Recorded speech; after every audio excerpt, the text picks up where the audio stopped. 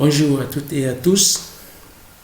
Nous allons commencer une toute nouvelle aventure dans le domaine de l'électromagnétisme. Et cette fois-ci, nous allons faire une nouvelle aventure dans le phénomène d'auto-induction électromagnétique. L'auto-induction électromagnétique, c'est juste une nouvelle forme de l'induction électromagnétique. Donc, nous avons vu déjà dans le chapitre et dans la série précédente l'induction électromagnétique. Donc, ceci n'est juste une autre forme de l'induction électromagnétique que nous appelons auto-induction électromagnétique. Donc, sans plus tarder, nous allons commencer par le premier chapitre consacré à la mise en évidence du phénomène d'auto-induction. Alors, nous allons rappeler quelque chose de très simple que nous avons déjà vu en induction électromagnétique.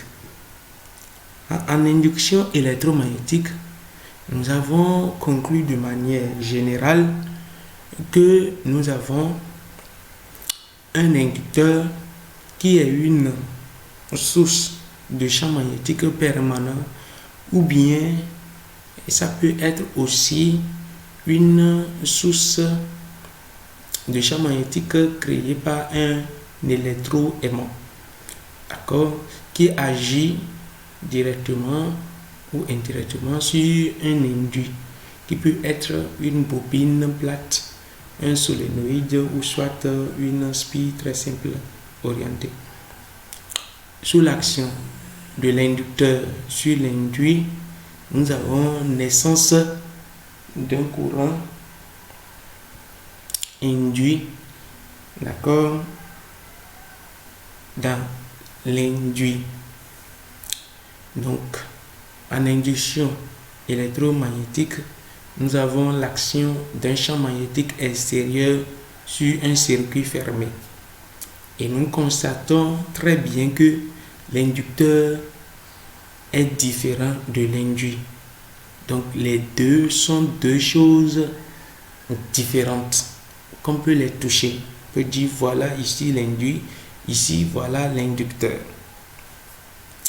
En auto-induction électromagnétique, les choses ne sont que la même chose. Vous allez constater tout à l'heure, grâce à l'expérience numéro 1, qui met en évidence l'apparition d'une force électromotrice d'auto-induction. Alors, dans cette expérience, vous avez une bobine, d'accord, vous avez un interrupteur, vous avez une source de courant, ici vous avez une diode à jonction, ici vous avez une lampe électrique. Alors le circuit est tel que dans la première branche, nous avons la bobine, d'accord, et dans la deuxième branche, nous avons la diode à jonction montée en série avec la lampe électrique. Nous allons passer à la première partie de cette expérience. Regardez très bien ce qui va se passer au niveau de la lampe. Regardez très bien ce qui peut se passer ici. Donc, on ferme l'interrupteur. Donc, regardez bien la lampe électrique. On ferme l'interrupteur et la lampe électrique ne s'est pas allumée. La lampe électrique ne s'allume pas. Alors, nous allons juste expliquer brièvement ce phénomène. Pourquoi la lampe électrique ne s'est pas allumée? Alors, quand nous fermons l'interrupteur, il y a le courant électrique qui circule de la borne positive et se partage d'après la loi des nœuds dans les deux branches. On suppose que dans la première branche, le courant I1 pénètre et dans la deuxième branche, le courant I2. On constate également que le courant I2 circule dans un sens opposé, d'accord, dans le sens non passant à la diode à jonction. Le courant I2 circule dans le sens non passant. Donc, la diode fait quoi? La diode étant polarisée dans le sens non passant au courant I2, elle bloque le passage du courant dans la branche numéro 2. Tout se passe tout comme si la diode à jonction est remplacée par un interrupteur. Aucun courant ne passe dans la deuxième branche. C'est pour cela que la lampe électrique ne s'est pas allumée à la fermeture de l'interrupteur. Alors nous allons passer directement à la deuxième partie de cette expérience très intéressante.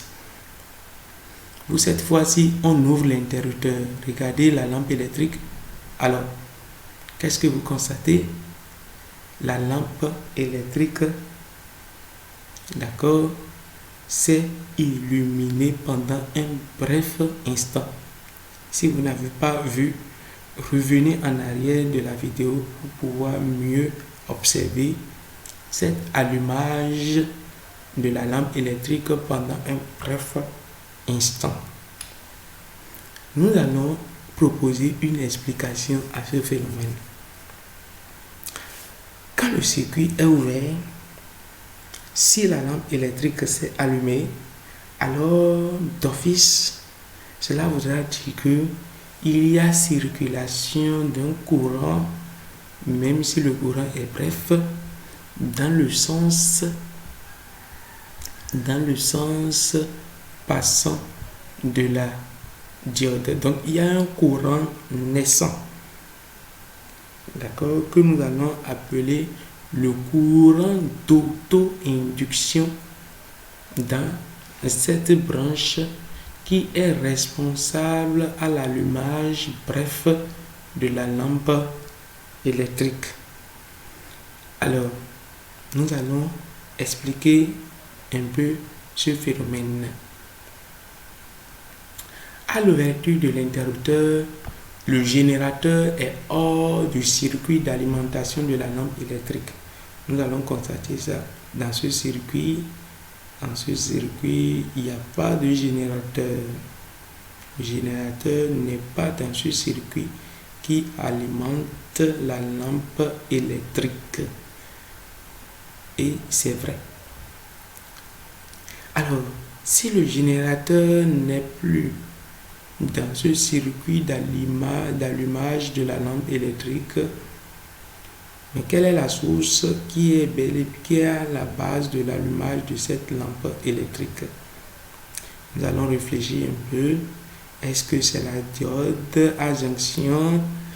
Non. Nous savons que la bobine peut emmagasiner de l'énergie et céder. Donc, la bobine a joué le rôle de générateur et à faire circuler un courant induit dans le circuit constitué par la bobine, la diode et la lampe électrique dans le sens passant de la diode. Donc dans le sens passant de la diode. Donc nous avons un courant naissant, nous avons l'apparition d'un courant induit. Alors, on continue. Nous allons continuer. Comme le générateur est hors du circuit d'allumage de la lampe électrique, nous pouvons l'effacer pour simplifier un peu le schéma. Donc, nous constatons qu'il y a naissance d'un courant induit dans un circuit fermé sans générateur. Alors, nous constatons également que nous n'avons pas utilisé un champ magnétique extérieur comme dans le cas de l'induction électromagnétique, pour pouvoir créer ce courant induit dans le circuit sans générateur, sans champ magnétique extérieur. Et comment on peut interpréter cela? Quand la bobine est parcourue par le courant I1, elle se comporte naturellement comme un électroaimant. Et la norme de l'intensité du champ magnétique créé par cet électroaimant est bel et bien proportionnelle à l'intensité I1 du courant. Ça, c'est à la fermeture de l'interrupteur au départ. Nous savons bien que s'il y a une bobine traversée par un champ magnétique, alors il y a un flux magnétique qui traverse cette bobine. Ici maintenant, nous allons parler du flux propre, puisque ce champ magnétique qui traverse la bobine n'est pas venu de l'extérieur, n'est pas venu d'un champ magnétique extérieur. Donc c'est la bobine même qui a créé ce champ magnétique et qui l'induit. Alors le flux propre n'est rien d'autre que le nombre de spires fois la surface d'une spire fois l'intensité du champ magnétique B qui la traverse.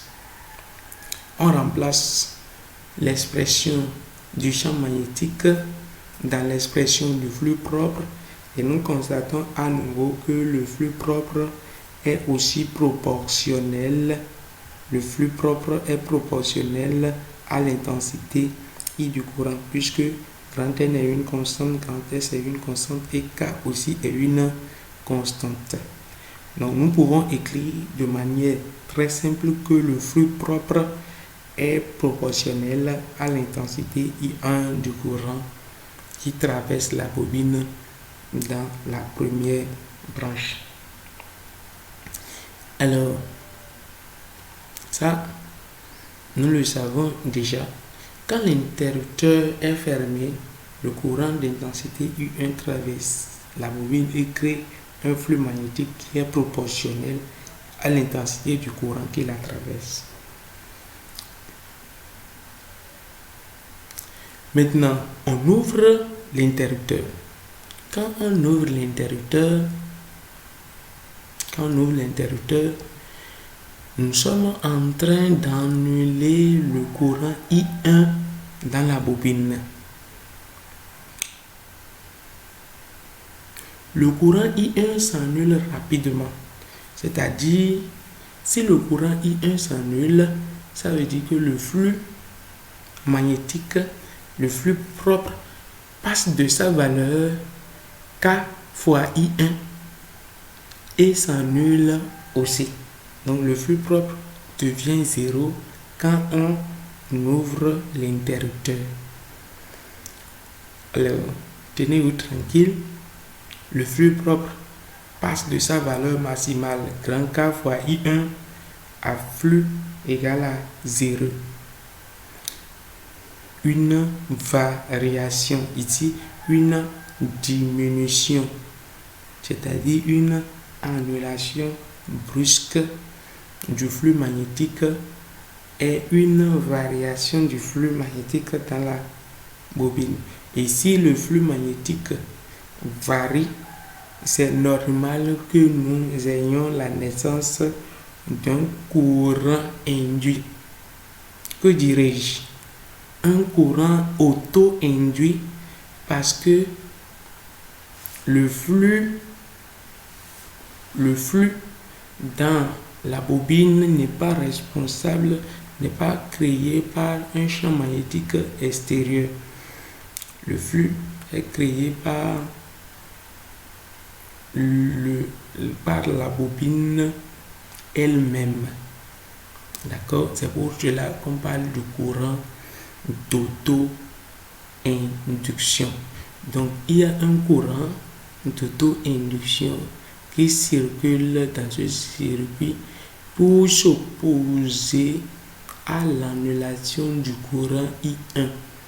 Donc, le courant I1 circule dans ce sens et s'annule. Donc, il y a naissance du courant II, le courant d'auto-induction, qui s'oppose à l'annulation du courant et circule dans ce sens, ce qui est responsable de l'allumage dans un bref instant de la lampe électrique.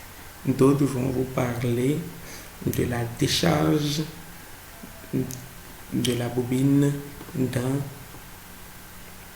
la branche numéro 2. Alors, voilà une expérience qui nous permet de mettre en évidence l'apparition d'une force électromotrice d'auto-induction qui est responsable de la circulation du courant d'auto-induction dans la deuxième branche qui permet à la lampe électrique de s'illuminer pendant un bref instant. Nous vous remercions pour votre aimable attention et si vous n'êtes pas encore abonné, merci de bien vouloir vous abonner pour nous permettre d'élargir notre communauté et pour ne pas perdre les autres présentations qui viennent du moins sur cette nouvelle série consacrée à une nouvelle forme d'induction électromagnétique qui n'est rien d'autre que le phénomène d'auto-induction électromagnétique. Veuillez bien vous abonner à la chaîne pour ne pas rater la vidéo suivante. Merci.